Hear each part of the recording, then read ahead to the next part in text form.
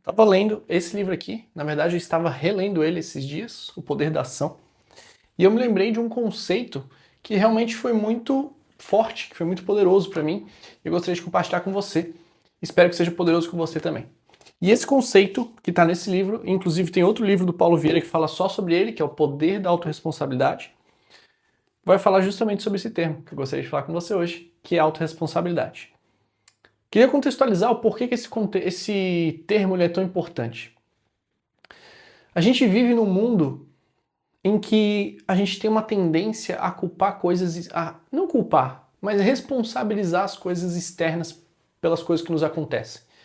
Então, quando, por exemplo, eu fui lá, fui demitido, a minha tendência não é falar que eu fui demitido porque eu não estava produzindo tanto para a empresa ou colocando a minha maior performance em tal trabalho. Não, eu falo assim, não, porque teve um corte de funcionários, a empresa precisava reduzir gastos.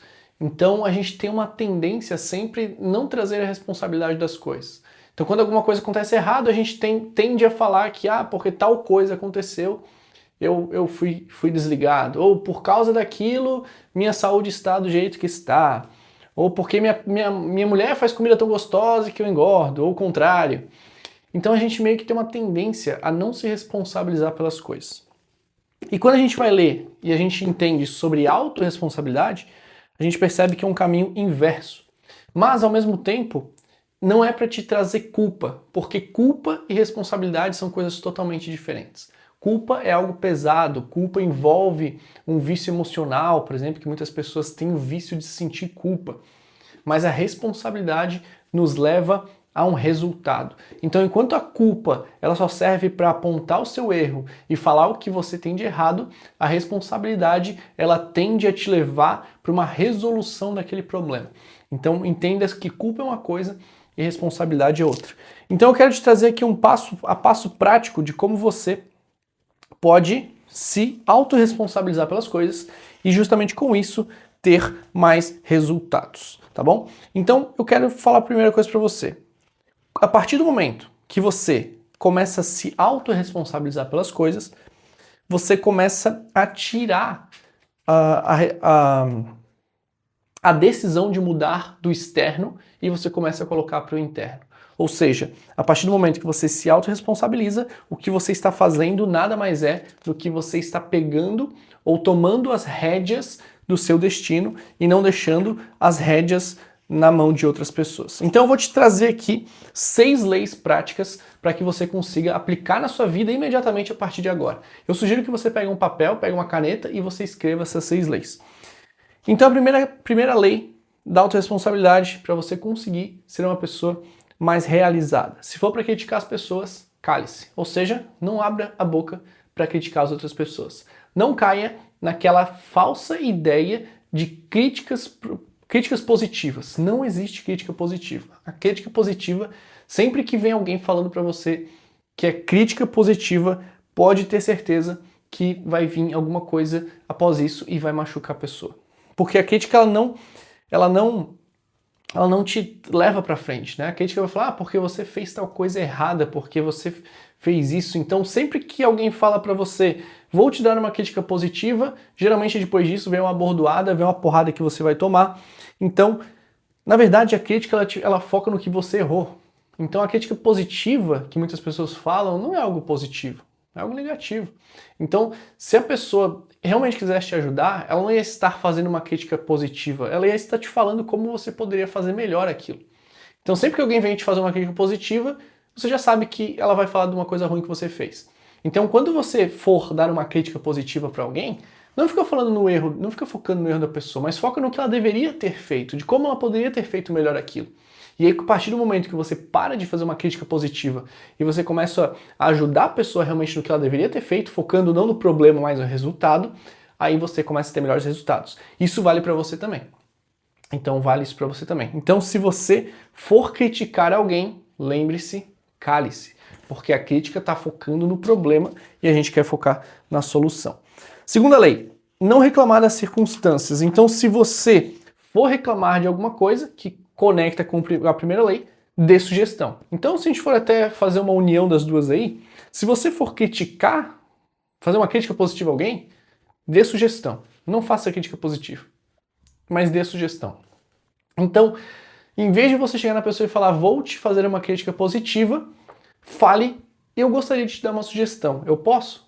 Olha como já muda totalmente o ambiente, ou muda totalmente essa interação. Perceba, quando alguém chega e fala para outra assim, eu vou te fazer uma crítica positiva, olha o rosto da pessoa que vai receber essa suposta crítica positiva. Ela não está se sentindo bem, ela não está ali, tipo, confortável. E esse processo de a pessoa não se sentir bem e não estar confortável, provavelmente vai fazer com que ela não fixe esse novo comportamento, ou seja mais difícil de fixar. Agora, imagina essa outra situação. Chega a pessoa e fala para você, ou fala para outra, o seguinte, olha, eu gostaria de te dar uma sugestão, eu posso? Olha como já muda tudo. Então você não fica naquela posição de, ou a pessoa não fica na posição de, eu errei, eu sou uma pessoa ruim. Não, ela fala assim, pô, essa pessoa tá pensando e ela quer me ajudar em alguma coisa, ela quer que eu melhore aqui.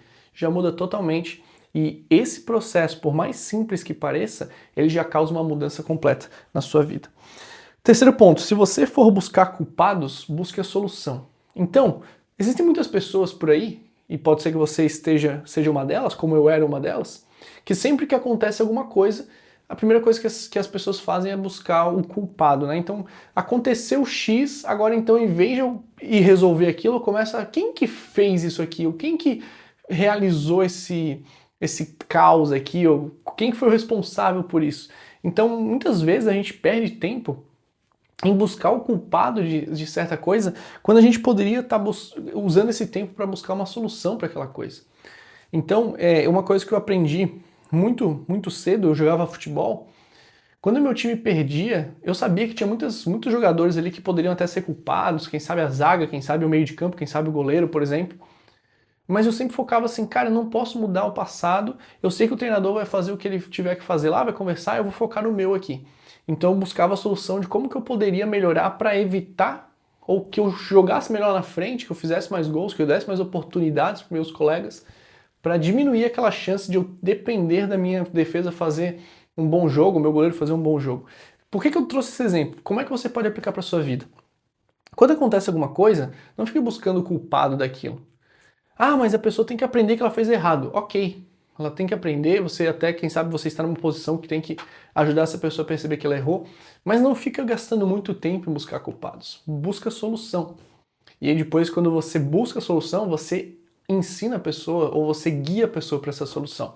É muito melhor isso do que você ficar buscando culpados. Então, se você gasta muito tempo buscando culpados, e quando eu digo buscar culpados, não necessariamente só externo, mas quem sabe você fica se culpando ou encontrando coisas para culpar. Quem sabe você não culpa pessoas, mas culpa situações, culpa outras coisas externas. Não faça isso, gaste mais tempo buscando a solução. Quarto ponto, quarta lei. Se você for se fazer de vítima, não se faça de vítima e se faça de vencedor. Se você for se fazer de vítima, não faça, se faça de vencedor. Muitas pessoas se colocam na posição de vítima, muitas vezes se colocam nessas posições, quem sabe também por vícios emocionais que tem, porque sentem que recebem atenção. Isso acontece muito, é muito comum pessoas que se fazem de vítima e se sentem bem com isso porque recebem atenção quando são vítimas. Só que acredite, ninguém gosta de pessoas que se vitimizam. Ninguém gosta de pessoas que se vitimizam o tempo inteiro. Então essas pessoas, por mais que elas recebam alguma atenção momentânea, acredite, as pessoas não vão dar essa atenção sempre. Porque essa atenção de se fazer de vítima, ela é falsa, ela não existe, porque ninguém gosta de pessoas que se fazem de vítima. Então pensa nisso, se você percebe que você tem esse comportamento de se fazer de vítima, primeiro, entenda que as pessoas não gostam de vítimas. Segundo, essa atenção que você recebe, ela não está te nutrindo, ela só está te escravizando nesse padrão. Então é muito importante você ter essa noção para você parar com isso e você começar a se fazer de vencedor. Então se você sentir que está querendo se fazer de vítima, se faça de vencedor e comece a vencer isso e comece a buscar ajuda, se você precisa de buscar ajuda para sair desse estado de vítima. Porque, primeiro, as pessoas que se fazem de vítima, elas não vencem na vida. As pessoas que se fazem de vítima, elas não conseguem resultados. As pessoas que se fazem de vítima, elas perdem. Elas não conseguem alcançar a vitória, indiferente de qual seja o ambiente, área ou objetivo que essa pessoa está buscando. 5. Se for justificar seus erros, aprenda com eles. Isso aqui é muito importante.